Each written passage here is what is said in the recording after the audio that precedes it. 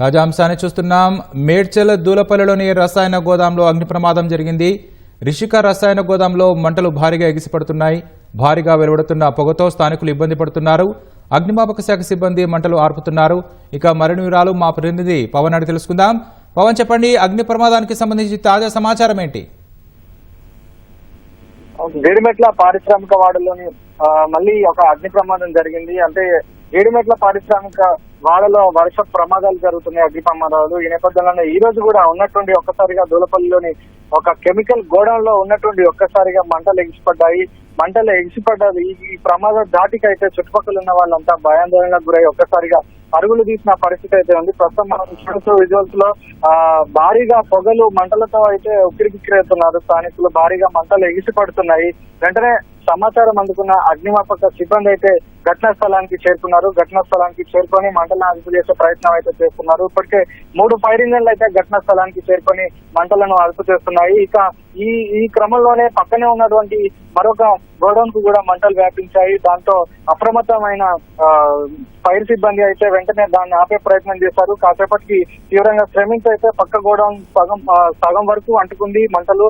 ఆ తర్వాత తీవ్రంగా శ్రమించి దాన్ని అయితే అదుపులోకి తీసుకొచ్చారు. కానీ ప్రస్తుతం ప్రమాదం జరిగిన గోడౌన్ లో అయితే ఇంకా మంటలు అదుపులోకి రాలేదు. దాంట్లో కెమికల్ గోడౌన్ కావడంతో దాంట్లో టర్బంటైలు, అలాగే ఫెవికాలు, అలాగే ఇంకా ఇతరత్రాలకు సంబంధించినటువంటి మెటీరియల్ ఉన్నట్టుగా మనకు తెలుస్తుంది. ఆ గంటలో నిల్వహించిన ఈ మెటీరియల్ ఒక్కసారిగా అగ్ని ప్రమాదం సంభవించి ఒక్కసారిగా పేలుడు సంభవించింది. ఈ క్రమంలోనే ఈ అగ్ని ప్రమాదం జరిగినట్టుగా అయితే ప్రాథమికంగా అధికారులు అంచనా వేస్తున్నారు. అయితే మరికొంత సమయం పట్టే అవకాశం ఉంది మంటలు అదుపులోకి రావడానికి.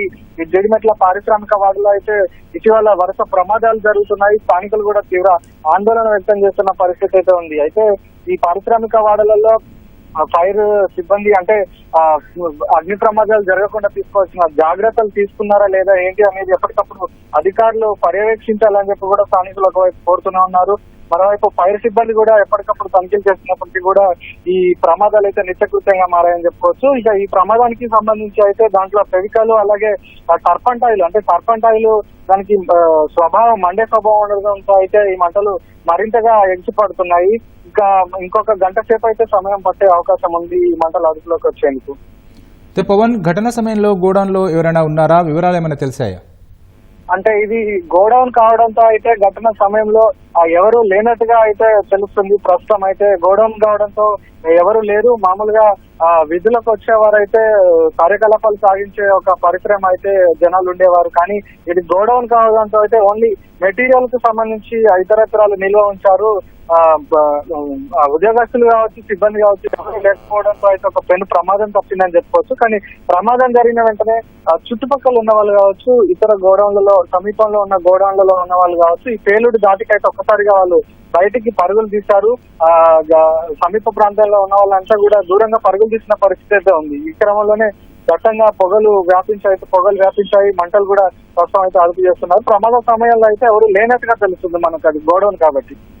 ధన్యవాదాలు పవన్.